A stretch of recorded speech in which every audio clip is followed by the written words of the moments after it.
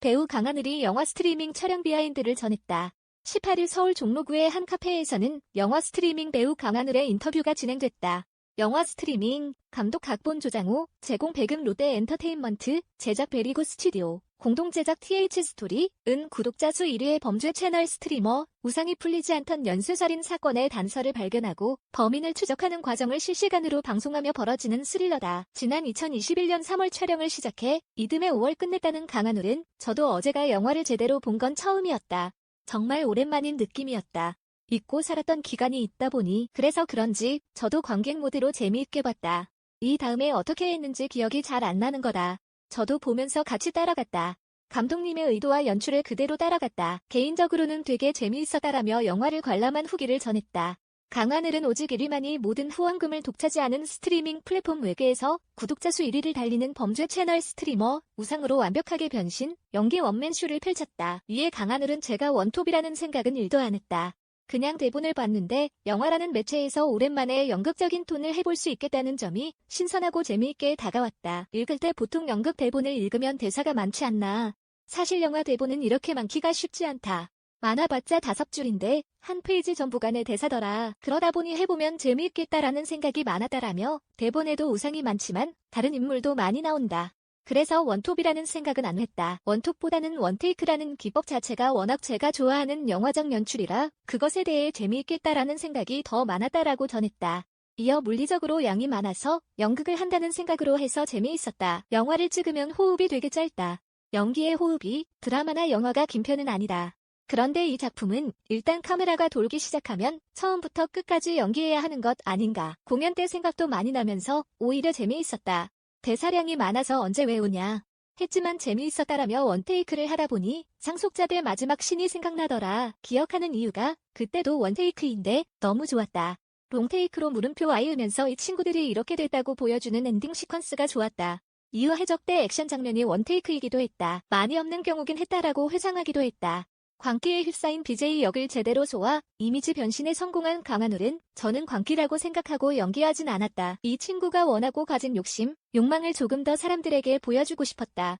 보시는 분들이 제 친구들도 그렇고 진짜 미친 X 같더라라는 이야기를 해서 그렇게 보였구나 싶더라. 하지만 광기로 보여줘야지 라는 생각은 안 했다라며 제가 이번 작품 이미지는 이랬으니 다음은 이래야지 하고 전략적으로 선택할 수 있는 머리가 안 된다. 그냥 저는 대본을 읽고 재미있으면 한다.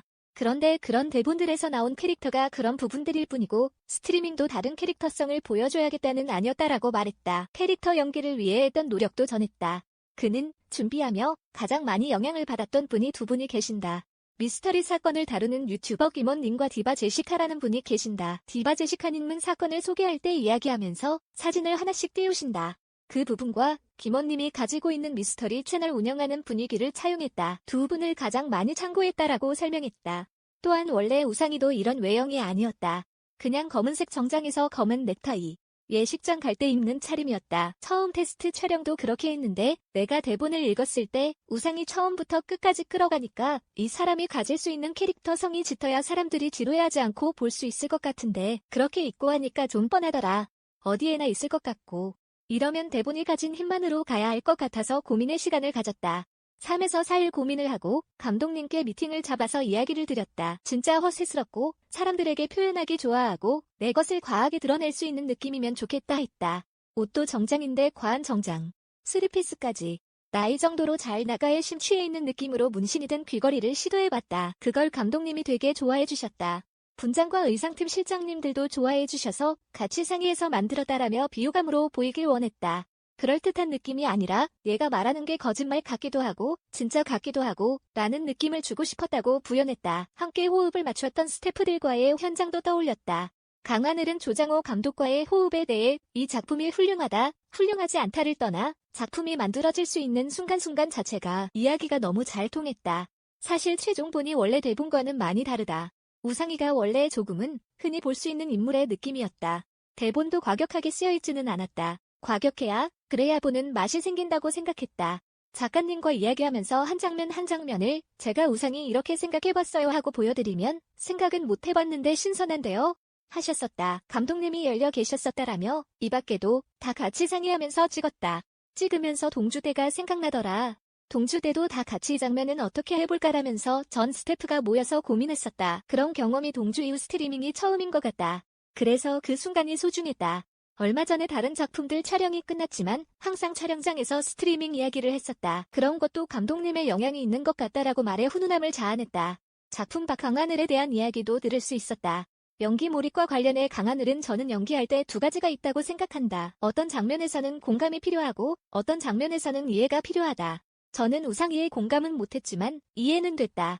어떤 작품을 할 때마다 이 두 가지 선을 생각한다. 이 상황이 공감이 안 된다면 이해가 되어야 한다.